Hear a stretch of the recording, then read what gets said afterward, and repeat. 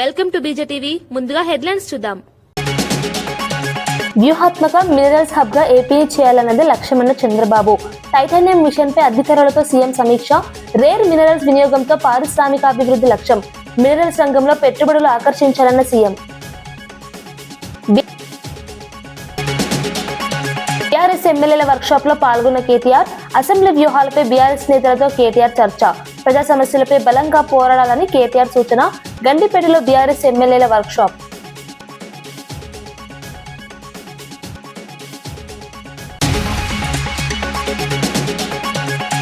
రైతుల కోసం కాంగ్రెస్ ప్రభుత్వం భారీ చర్యలంటూ దయాకర్. రైతు రుణమాఫీతో లక్షల మందికి లాభమన్న చెనగాని దయాకర్. రైతు భరోసా పథకంతో కోట్ల రూపాయల మద్దతు అన్న దయాకర్. కాంగ్రెస్ పాలనలో రైతు రాజు అయ్యాడన్న చెనగాని దయాకర్.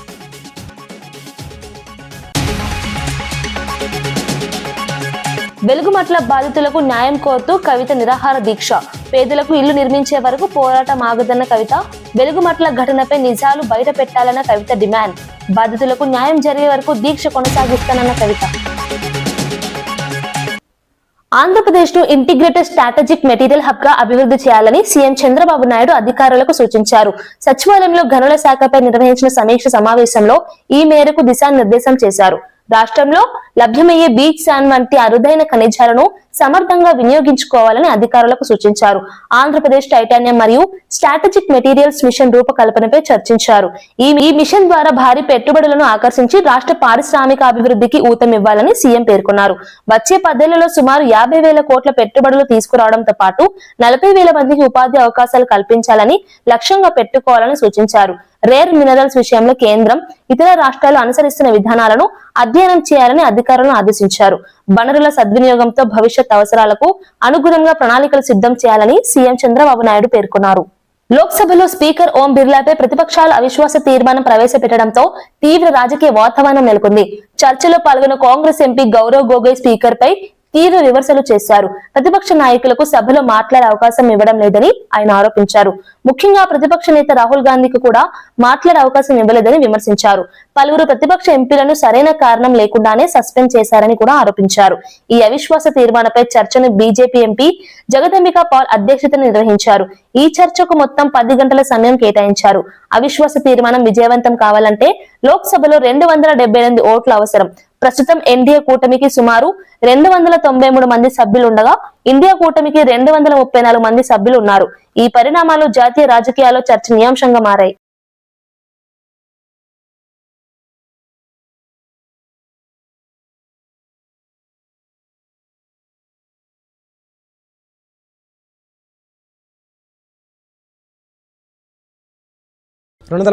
మంది సభ్యులున్నారు.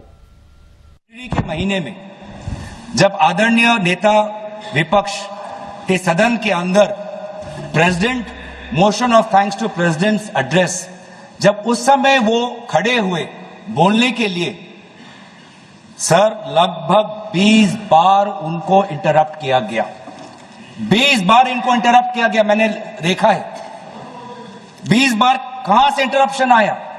जो स्पीच में जब अगर पढ़ेंगे ट्रांसक्रिप्ट तो नेता विपक्ष के बोलते हुए 20 बार उनके बीच में इंटरवेंशंस आते हैं आदरणीय अध्यक्ष महोदय के, पैनल ऑफ चेयरपर्सन, उस समय जो चेयरपर्सन होते हैं, senior members of treasury benches, defence minister, home minister, parliamentary affairs minister.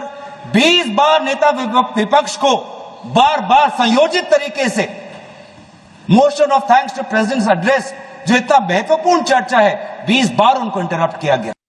Hyderabad గండిపేటలోని Golconda resort లో బీఆర్ఎస్ ఎమ్మెల్యేలు ఎమ్మెల్సీల వర్క్ షాప్ ప్రారంభమైంది. ఈ కార్యక్రమానికి BRS party working president KTR హాజరయ్యారు.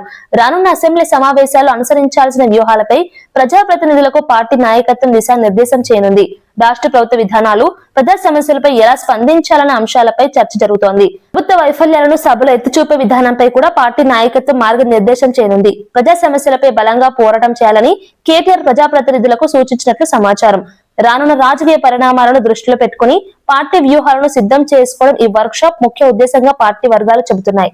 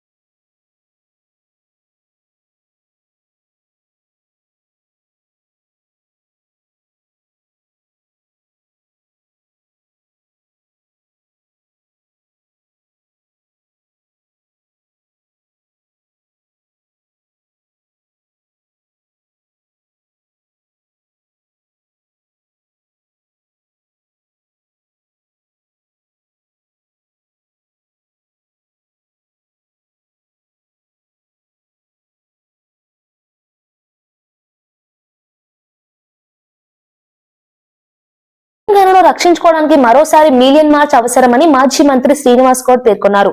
కాంగ్రెస్ పార్టీ ఇచ్చిన హామీలను అమలు చేయాలని డిమాండ్ చేశారు. రాష్ట్ర ప్రజల హక్కులను కాపాడుకోవడానికి అందరూ ఐక్యంగా పోరాడాల్సిన అవసరం ఉందన్నారు. తెలంగాణ ప్రయోజనాల కోసం ప్రజలు మళ్లీ ఉద్యమం చేయాల్సిన పరిస్థితి వచ్చిందని వ్యాఖ్యానించారు. ప్రజలకు ఇచ్చిన హామీలను నెరవేర్చకపోతే ప్రభుత్వం మీద ప్రజలు ప్రశ్నిస్తారని హెచ్చరించారు. ఉద్యోగాలు రిక్రూట్ చేసుకున్నాం, కాంట్రాక్ట్ ఉద్యోగులకు కూడా మనం జీతభత్యాలు ఇచ్చుకున్నాం, పిఆర్సీ ఇచ్చుకున్నాం, అత్యధిక జీతభత్యాలు ఇచ్చుకున్నాం. మరి ఇవాళ చూస్తే 2 లక్షల ఉద్యోగాలు లేవు. నీళ్లు ఇవాళ కృష్ణానదికి మన వాటా, కృష్ణానది దాదాపు 70-80 టీఎంసీల రిజర్వాయర్లు కట్టుకున్నాం, కానీ పంపులు పెట్టుకున్నాం, ఆన్ చేసే పరిస్థితి లేదు, కాలువలు దోక్కునే పరిస్థితి లేదు. కృష్ణానది మీద మన ఆధిపత్యం పోతా ఉంది. నదీ జలాలు మొత్తం కూడా కాళేశ్వరం పిల్లలు పోతే దాన్ని రిపేర్ చేయకుండా నిర్లక్ష్యం చేస్తూ ఉన్నారు. కరెంటు పోతా ఉన్నది, 2 లక్షల ఉద్యోగాలు లేవు, తాగడానికి నీళ్ళు మళ్ళా బోరింగ్ల నీళ్ళు, బోరింగ్ రిపేర్ చేస్తూ ఉన్నారు. కనుక ఏ స్ఫూర్తితో అయితే కొట్లాడినామో మళ్ళా అదే మిలియన్ మార్చ్ మళ్ళొకసారి మనం చేయాల్సిన అవసరం ఉంది. ఆనాడు రాష్ట్ర సాధన గురించి మనం మిలియన్ మార్చ్ చేసినాం. ఈరోజు మళ్ళా తెలంగాణ రాష్ట్రాన్ని సంరక్షించుకోవడానికి, ఇచ్చిన హామీలు నెరవేర్చుకోవడానికి మళ్ళీ మనం నడిపొగించాల్సిన అవసరం ఉంది. మళ్ళొకసారి మిలియన్ మార్చ్ చేయాల్సిన అవసరం ఉంది. 42% రిజర్వేషన్ ఇస్తామన్నారు, లేదు. ఏ నియామకాలలో కూడా న్యాయం జరగట్లేదు. మళ్ళీ ఇతర ప్రాంతాల వాళ్ళదే ఆధిపత్యం నడుస్తూ ఉంది. చాలామంది అక్కడ ఉద్యోగులు ఇక్కడ వస్తామని చెప్తా ఉన్నారు. ఇక్కడ సలహాదారు, నీటిపారుదల సలహాదారుడు ఇన్ని రోజులు మనకు అన్యాయం చేసినటువంటి వ్యక్తులు మళ్ళీ ఇప్పుడు ఆంధ్ర ప్రాంతంలో రిటైర్ అయిన ఐఏఎస్ ఆఫీసర్ని ఇక్కడ నీటిపారుదల శాఖకు సలహాదారుని ఇట్లా అవుతుంది. మళ్ళీ మనం ఆంధ్ర తెలంగాణ కొట్లాడుకుందాం. మళ్ళీ మనం 2 రాష్ట్రాలు విడిపోయి ఇద్దరం బాగుపడాలని మేము కోరుకుంటా ఉన్నాం. కానీ ఇలా పేచీలు పెట్టి పంచాయతీ పెట్టి చూస్తూ ఉన్నారు. కనుక మిలియన్ మార్చ్ స్ఫూర్తితో మళ్ళొకసారి మనం అందరం కూడా నడుం బిగించాల్సిన అవసరం ఉంది. ఇచ్చిన హామీ నెరవేర్చుకోవడానికి మళ్ళీ కూడా మిలియన్ మార్చ్ చేయాల్సిన అవసరం ఉంది.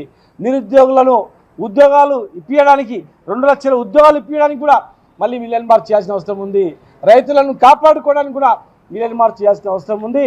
ముఖ్యంగా మన నీళ్ళను మనం కాపాడుకోవడానికి కూడా, మన వాటా మనం దక్కించుకోవడానికి కూడా మరొకసారి మిలియన్ మార్చ్ చేసే అవకాశాలు దగ్గరలోనే ఉన్నాయి.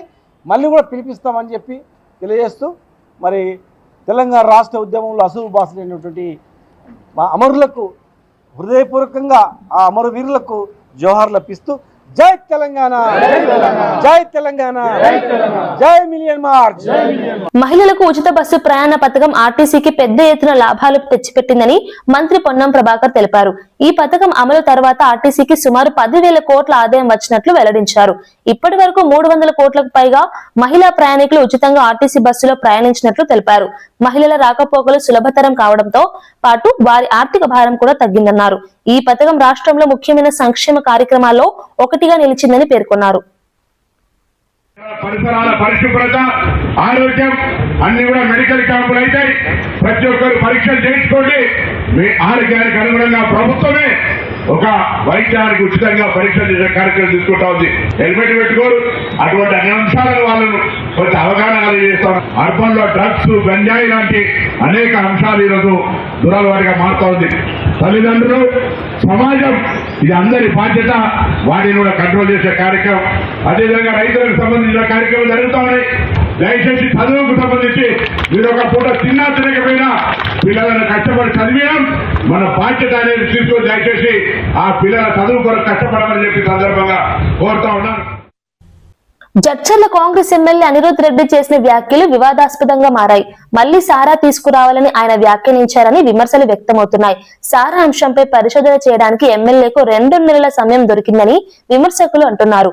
అయితే జడ్చర్ల ఆసుపత్రిలో మరణించిన వ్యక్తి మృతదేహాన్ని కుక్కలు కొరుక్కొని తిన్న ఘటనపై స్పందించేందుకు మాత్రం ఆయనకు సమయం లేకపోయిందని ఆరోపించారు. ప్రజా సమస్యలపై స్పందించకుండా వివాదాస్పద వ్యాఖ్యలు చేయడం సరికాదని విమర్శించారు. ప్రజాప్రతినిధులు ప్రజల సమస్యలపై దృష్టి పెట్టాలని అభిప్రాయపడ్డారు. ఈ వ్యాఖ్యలు రాజకీయ వర్గాల్లో చర్చనీయాంశంగా మారాయి. ఎమ్మెల్యే వ్యాఖ్యలపై వివిధ వర్గాల అన్నింది ఒకటే మాట. నిన్న వెనకటికి ఇప్పపూతోని తయారు చేసిన సారా తాగితే 110 సంవత్సరాలు బ్రతికినారు. ఇప్పుడు వచ్చే కల్తీ చీపు లిక్కర్ ఏదైతే వస్తుందో దాన్ని తాగితే 60 ఏళ్ళకే చనిపోతున్నారు. దాని గురించి బాగా రీసెర్చ్ చేస్తాను, అసెంబ్లీలో ఖచ్చితంగా మాట్లాడతానని చెప్పి మేము తెలియజేస్తాం.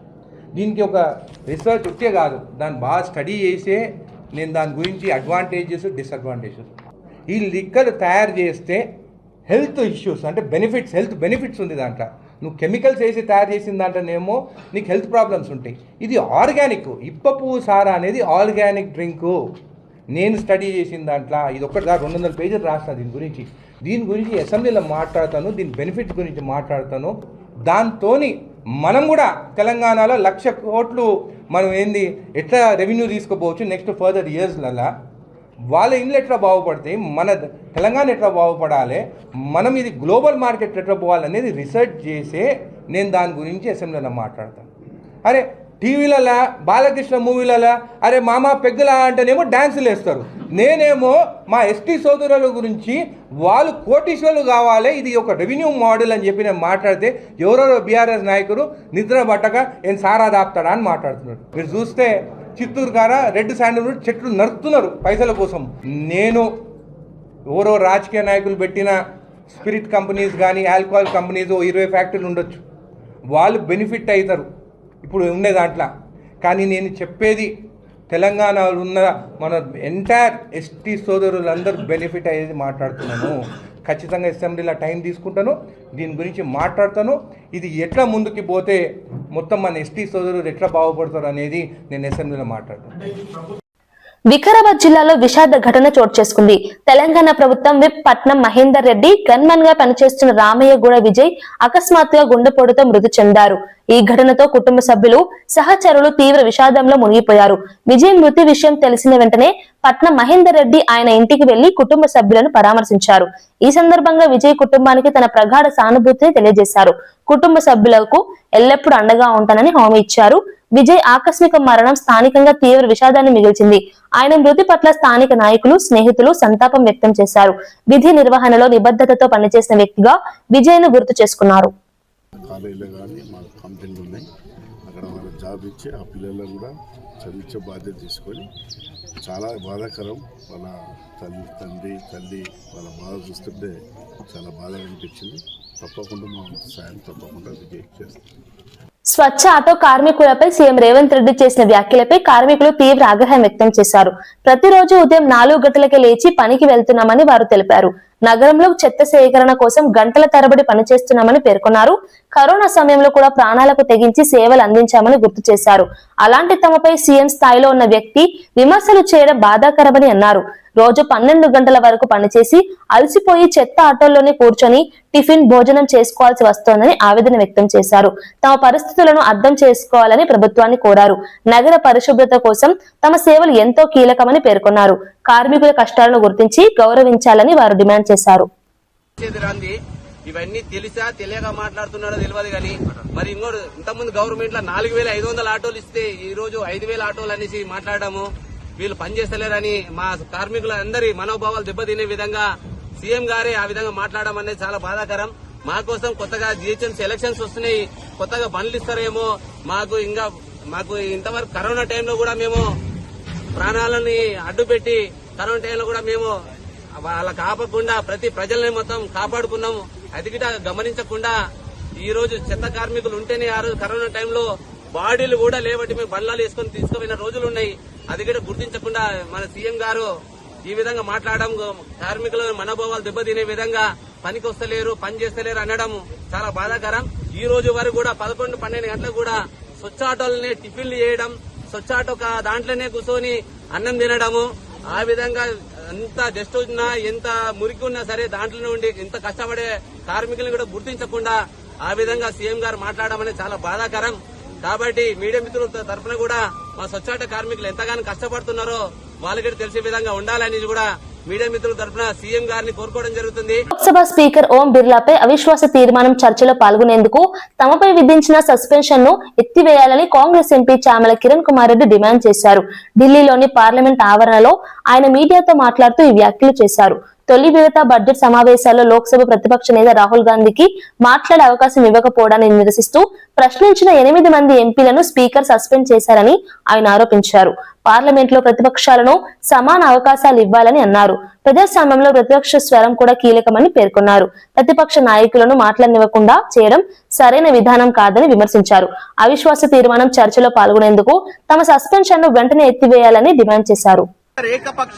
పక్షపాతి బుద్ధితో పనిచేస్తున్నట్టు వాళ్ళ అధిష్టానం అంటే ప్రధానమంత్రి అమిత్ షా, కిరణ్ రిజిజు గారి చెప్పినట్టే పనిచేస్తూ వారి సభ్యులకే ఎక్కువ అవకాశం ఇస్తూ మా సైడ్ నుంచి ఏ ప్రతిపక్ష నాయకుడు కానీ ఏ పార్టీకి సంబంధించిన నాయకుడు మాట్లాడినా గానీ అవతల వాళ్ళ చేత డిస్టర్బ్ చేసి ప్రజలకు సందేశం అందకుండా చేసే ప్రయత్నం చేస్తున్నారు. ఈ రోజు ఈ బ్రేక్ తర్వాత రెండో రోజు కూడా మేము ఇక్కడ మకర్ ద్వార్ దగ్గర ధర్నా చేస్తున్నాం. ఎందుకంటే అవిశ్వాస తీర్మానంలో మమ్మల్ని కూడా భాగస్వాములు చేయాలని. ఎందుకంటే మేమే కదా ఆ రోజు సస్పెండ్ అయింది. మేము ఆ రోజు సస్పెండ్ అయినప్పుడు మేము నిషికాంత్ దూబే కూడా సస్పెన్షన్ చేయాల్సిన అవసరం ఉందని చెప్పినాము. అనురాగ్ ఠాకూర్ ని కూడా సస్పెన్షన్ చేయాలని చెప్పినాము. కానీ స్పీకర్ ఎట్టి నిర్ణయాలు కూడా తీసుకోలేదు. కేవలం కాంగ్రెస్ పార్టీ, కమ్యూనిస్ట్ పార్టీ సభ్యులు 8 మందినే సస్పెండ్ చేయడం జరిగింది. కాబట్టి ఆ రోజు ఇంకొక విషయం ఏంటంటే మహిళా సభ్యులు ప్రధానమంత్రిని అటాక్ చేస్తారు అని చెప్పి, దాడి చేస్తారని చెప్పి ఆయన మాట్లాడటం విడ్డూరంగా ఉంది. ఒక స్పీకర్ పదవిలో ఉండి ఒక స్పోక్స్ పర్సన్ పదవి చేస్తున్నట్టుగా కనపడుతుంది. కాబట్టి మా యొక్క ధర్నా ఇంకా కంటిన్యూ అవుతుంది. మమ్మల్ని ఇమీడియట్ గా సస్పెన్షన్ ఎత్తేయాలి, మమ్మల్ని హౌస్ లోకి అలౌ చేయాలి, అవిశ్వాస తీర్మానంలో మమ్మల్ని కూడా పార్టిసిపేట్ చేసే విధంగా చూడాలని కోరుకుంటున్నాం. రైతుల గురించి మాట్లాడే అర్హత కేటీఆర్ కు లేదని కాంగ్రెస్ నాయకుడు చెనగాని దయాకర్ విమర్శించారు. కాంగ్రెస్ ప్రభుత్వం రైతుల సంక్షేమం కోసం అనేక చర్యలు తీసుకుందని తెలిపారు. 27,000 కోట్ల రూపాయలతో రైతు రుణమాఫీ చేసి 3 లక్షల మందికి రైతులకు లాభం చేకూర్చినట్లు చెప్పారు. రైతుల నుంచి 14 లక్షల మంది ద్వారా సేకరించిన ధాన్యం మొత్తం 70.82 లక్షల మెట్రిక్ టన్నులు ఉత్పత్తి అయినట్లు పేర్కొన్నారు. రైతులకు మద్దతు ధరగా 16,912 రూపాయల కంటే ఎక్కువ ఇచ్చామని తెలిపారు. సన్న వడ్లకు 1,425 రూపాయల బోనస్ ఇచ్చినట్లు వెల్లడించారు. రాష్ట్ర వ్యాప్తంగా 85,000 కేంద్రాల్లో ధాన్యం కొనుగోలు సదుపాయాలు కల్పించామని చెప్పారు. 9,000 కోట్లతో 65 లక్షల మంది రైతులకు రైతు భరోసా అందించిన ఘనత సీఎం రేవంత్ రెడ్డిదేనని పేర్కొన్నారు. కాంగ్రెస్ ప్రజా పాలనలో రైతు రాజు అయ్యాడని దయాకర్ వ్యాఖ్యానించారు. ఇల్లు లేని పరిస్థితి. దేశం కోసం, ఈ దేశంలో ఉన్న పేదల కోసం, బడుగుల కోసం ఆయన పోరాడుతూ ఉన్నాడు. ఇవాళ కాంగ్రెస్ ప్రజాపాలన వచ్చిన తర్వాత తెలంగాణలో ముఖ్యమంత్రి రేవంత్ రెడ్డి గారి నాయకత్వంలో ఇవాళ 10 ఏళ్ల పాటు మీరు రుణమాఫీ చేయకుండా రైతులకు ద్రోహం పెట్టి వరేస్తే ఉరన్నటువంటి మీలాంటి అహంకారపూరితమైన మాటల వల్ల అనేక మంది రైతులు ఇవాళ కలత చెంది ఆత్మహత్యలు చేసుకున్నటువంటి సందర్భంలో కాంగ్రెస్ పార్టీ అధికారం రాగానే గౌరవ ముఖ్యమంత్రి రేవంత్ రెడ్డి గారి నాయకత్వంలో ఏకకాలంలోనే 2 లక్షల రుణమాఫీ చేసి దాదాపు 27,000 కోట్లతోని 3 లక్షల మంది రైతన్నులకు జీవితాల్లో వెలుగులు నింపినటువంటి పరిస్థితి. తెలంగాణ చరిత్రలోనే 70 లక్షల మెట్రిక్ టన్నుల ధాన్యాన్ని రికార్డు స్థాయిలో పండించి దాదాపు 14 లక్షల మంది రైతుల నుంచి ఇవాళ సేకరించి దాదాపు మద్దతు ధర 16,000 కోట్ల రూపాయలు మద్దతు ధరకు చెల్లించి దాదాపు సన్న వడ్లకు 1,400 కోట్ల రూపాయలు సన్నొడ్లకు చెల్లించినటువంటి ఘనత ఇవాళ ప్రజాపాలన ముఖ్యమంత్రి రేవంత్ రెడ్డి గారికి దక్కిందనే విషయాన్ని కూడా ఈ సందర్భంగా గుర్తు చేస్తా ఉన్నాం. అదేవిధంగా రైతు భరోసాకు దాదాపు 9,000 కోట్ల రూపాయలు చెల్లించి రైతన్నలకు రైతు భరోసా ఇచ్చి 25 లక్షల మంది జీవితాల్లో వెలుగులు నింపినటువంటి చరిత్ర కాంగ్రెస్ ప్రజాపాలనకు దక్కిందనే విషయాన్ని గుర్తు చేసుకోవాలి. దేశ చరిత్రలోనే తెలంగాణలో ఇవాళ పాడి వరి గాని అత్యధిక స్థానాల్లో ఇవాళ వరి ఉత్పత్తి తెలంగాణ రాష్ట్రం నుంచి అవుతుందనే విషయాన్ని మరొకసారి గుర్తు తెచ్చుకోవాలి. దాదాపు 8,500 కేంద్రాలలో ఇవాళ రైతు నుంచి ధాన్యం కొనుగోలు కోసం ముఖ్యమంత్రి గారు ఏర్పాటు చేసి రైతన్నులకు ఎక్కడ కూడా ఇబ్బంది లేకుండా చేసినటువంటి ఘనత. దేశ చరిత్రలోనే సన్నోట్లకు ఎక్కడ కూడా ఇవాళ రైతుకు ఉపయోగం జరిగేలా సన్నోట్లకు ఇవాళ బోనస్ ఇచ్చినటువంటి ఘనత తెలంగాణ రాష్ట్రంలో దక్కిందనే విషయాన్ని కూడా మరొకసారి గుర్తు చేసుకోవాలి. ఇది తెలంగాణ ప్రజాపాలనలో రైతన్నకు జరిగిన గొప్ప మేలుగా, జరిగిన న్యాయంగా, విశ్వాసంగా, భరోసాగా మేము చెప్పదలుచుకున్నాం. ఇవాళ 10 ఏళ్ల పాటు పండించిన రైతు పంటకే మీరు గిట్టుబాటు చేయకుండా, పండించిన పంటను కొనుగోలు చేయకుండా మిల్లర్లతోని దళార్లతోని కుమ్మక్కై రైతుల జీవితాలతో చెలగాటమాడిండ్రు. నువ్వు ఇవాళ కేటీఆర్ మాట్లాడితే చాలా సిగ్గుగా ఉంది. రైతులకు ద్రోహం తలపెట్టి రహదారుల పేరు మీద రైతు బంధు చేసినటువంటి దొంగలు మీరు. ఇవాళ కొండలు గుట్టల పేరు మీద అక్రమంగా ఉన్నటువంటి రైతు బంధుని దోసుకున్న దొంగలు ఇవాళ కేటీఆర్ మాట్లాడితే చాలా సిగ్గుగా ఉంది. మీ భూముల వ్యవహారం కావచ్చు, ఇవాళ మీరు చేసిన తెలంగాణలో అనేక వేల ఎకరాల భూములు కూడా బయటికి రాబోతున్నాయి బిడ్డ. భూదాన భూముల్ని కూడా దోచుకున్న దొంగలు మీరు. తెలంగాణలో అనేక భూములు వెలుగుమట్ల బాధితులకు న్యాయం చేయాలని డిమాండ్ చేస్తూ తెలంగాణ జాగృతి కార్యాలయంలో కవిత నిరవధిక నిరాహార దీక్ష కొనసాగిస్తున్నారు. పేదలకు ఇల్లు నిర్మించే వరకు ఈ పోరాటం ఆగదని ఆమె స్పష్టం చేశారు. వెలుగుమట్ల ఘటనపై నిజాలు బయటకు రావాలని డిమాండ్ చేశారు. ఈ విషయంలో రాహుల్ గాంధీకి ఓపెన్ లేఖ రాస్తామని తెలిపారు. వెలుగుమట్లలో జరిగిన ఘటనను పూర్తి స్థాయిలో అర్థం చేసుకోవాలని రాహుల్ గాంధీని కోరుతామని పేర్కొన్నారు. ఈ వ్యవహారంలో 3 మంత్రులు అవినీతికి పాల్పడ్డారని కవిత ఆరోపించారు. పేదల ఇళ్లను కూల్చివేయడం అన్యాయమని తీవ్రంగా విమర్శించారు. కూల్చివేతలను వెంటనే ఆపాలని డిమాండ్ చేశారు. పేదలకు భూములను పంపిణీ చేసి ఇల్లు నిర్మించాలని ఆమె ప్రభుత్వాన్ని కోరారు. బాధితులకు న్యాయం జరిగే వరకు తమ పోరాటం కొనసాగుతుందని కవిత స్పష్టం చేశారు. ఈ నిరాహార దీక్ష రాష్ట్ర రాజకీయాల్లో చర్చనీయాంశంగా మారింది. కర్కశంగా కలెక్టర్ గారు ప్రభుత్వము అర్ధరాత్రి చిన్న పిల్లలు ఉన్నటువంటి సందర్భంలో పరీక్షలు జరిగేటటువంటి ఈ సమయంలో వాళ్ళ బుక్స్ పెన్సిల్స్ అన్నీ కూడా కలిపి బుల్డోజ్ చేసి పడేసి కంప్లీట్గా ఇండ్లన్నీ కూడా కూలగొట్టడం జరిగింది.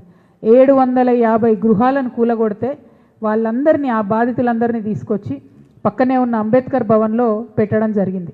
మొత్తం 750 కుటుంబాలు, అందులో మగవారు ఆడవాళ్ళు పిల్లలందరినీ కూడా ఒకటే దగ్గర తీసుకొచ్చి పెట్టిండ్రు. పెట్టినప్పటి నుంచి కనీసం కలెక్టర్ గారు వచ్చి పరామర్శించడం కానీ మాట్లాడడం కానీ చేయలేదు. మేము ఒకటే డిమాండ్ చేసినాం. నిన్న ధర్నాకి వెళ్తూ ఖమ్మం పట్టణంలో అంబేద్కర్ చౌరస్తాలో ధర్నా చేస్తూ ఒకటే డిమాండ్ చేసినాం. కలెక్టర్ గారు రావాలి, వచ్చి ఏదైతే శిబిరం వాళ్ళకి ఇచ్చినారో బాధితులకు దాన్ని చెక్ చేయండి, అక్కడ ఎన్ని ప్రాబ్లమ్స్ ఉన్నాయో చెక్ చేయండి అన్నాం. అదేమి కూడా అప్రజాస్వామికమైనటువంటి డిమాండ్ కాదు. అయినా సరే పంతానికి పోయి కలెక్టర్ గారు రాలేదు. ప్రభుత్వం పగబట్టినట్టుగా మరి అక్కడికి రాకుండా ఎవరైతే ఉద్యమిస్తున్నారో, నిన్న ఖమ్మంలో ఒక వినూత్నమైనటువంటి ప్రయత్నం ఈ తెలంగాణ రాష్ట్రంలో చేయడం జరిగింది.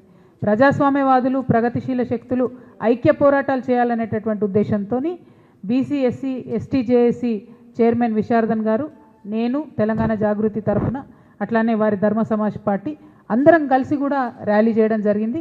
అందరం కలిసి సంయుక్తంగా ఈ ఉద్యమం చేయడం జరిగింది.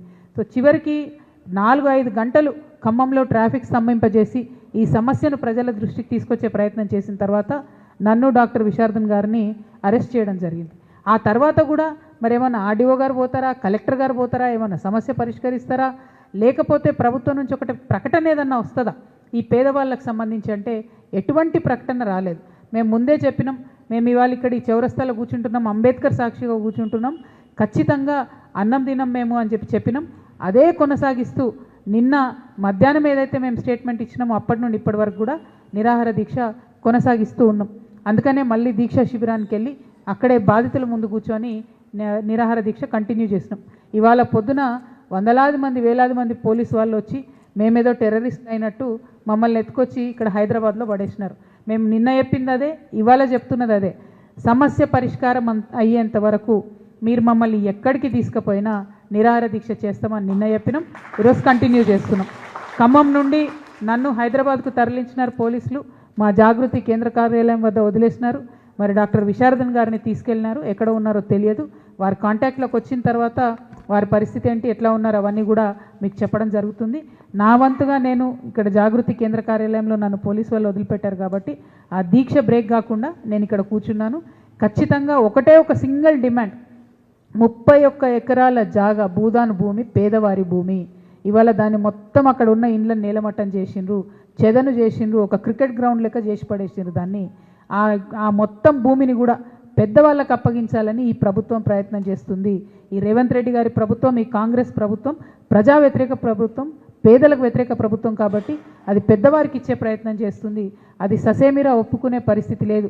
ఎందుకంటే అక్కడ ఆల్రెడీ 8, 10, 12 ఏళ్ల నుంచి ఉంటున్న పేదవాళ్ళు ఆ భూమి విలువ పెరిగింది అంటే పేదవాడికి భూమి ఉంటే ఆ విలువ పెరిగితే కూడా ప్రభుత్వానికి ఇబ్బంది అన్నట్టుగా ప్రభుత్వం బిహేవ్ చేయడాన్ని మేము తప్పుపడతా ఉన్నాం.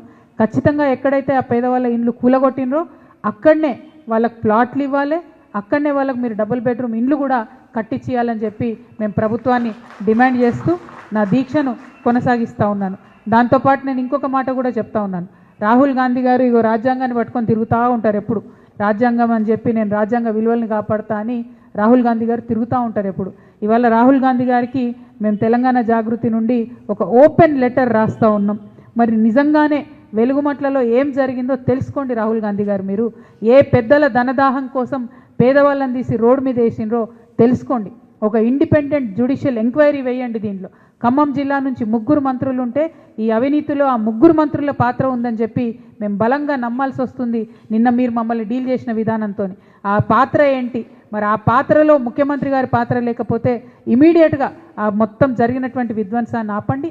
అక్కడ ఉండేటటువంటి భూమిని పేద ప్రజలకు పంచండి. అది ప్రభుత్వ భూమి కాదు, భూదానం భూమి, ఏనాడో దాతలిచ్చిన భూమి కాబట్టి పేదలకే చెందాలని డిమాండ్ చేస్తూ జాగృతి నుంచి ఇక్కడ మేము దీక్ష కంటిన్యూ చేస్తున్నాను. నేను విశారదన్ మహారాజ్ గారు వారు ఎక్కడున్నారో తెలిసిన తర్వాత మరొకవేళ ఐక్యంగా ఇంకో రకమైన పోరాట రూపం తీసుకుంటామా లేకపోతే ఇక్కడే కంటిన్యూ చేస్తామా అనేది ఓవర్ ద డే చెప్పడం జరుగుతుంది. బట్ నా తరఫున నేను ఫాస్ట్ బ్రేక్ చేయను. ఖచ్చితంగా అక్కడే వాళ్లకు ఇల్లు కట్టించేంత వరకు కూడా ఫాస్ట్ కొనసాగుతుందని తెలియజేస్తూ థ్యాంక్ యూ. జై తెలంగాణ. వార్తలు ముగించే ముందు ముఖ్యాంశాలు మరోసారి. వ్యూహాత్మక మినరల్స్ హబ్ గా ఏపీని చేయాలన్నది లక్ష్యమన్న చంద్రబాబు. టైటానియం మిషన్ పై అధికారులతో సీఎం సమీక్ష. రేర్ మినరల్స్ వినియోగంతో పారిశ్రామికాభివృద్ధి లక్ష్యం. మినరల్స్ రంగంలో పెట్టుబడులు ఆకర్షించాలన్న సీఎం. బీఆర్ఎస్ ఎమ్మెల్యేల వర్క్షాప్ లో పాల్గొన్న కేటీఆర్. అసెంబ్లీ వ్యూహాలపై బీఆర్ఎస్ నేతలతో కేటీఆర్ చర్చ. ప్రజా సమస్యలపై బలంగా పోరాడాలని కేటీఆర్ సూచన. గండిపేటలో బీఆర్ఎస్ ఎమ్మెల్యేల వర్క్షాప్.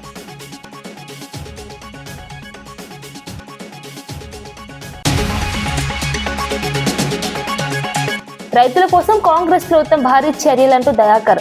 రైతు రుణమాఫీతో లక్షల మందికి లాభమన్న చెనగాని దయాకర్. రైతు భరోసా పథకంతో కోట్ల రూపాయల మద్దతు అన్న దయాకర్. కాంగ్రెస్ పాలనలో రైతు రాజు అయ్యాడన్న చెనగాని దయాకర్.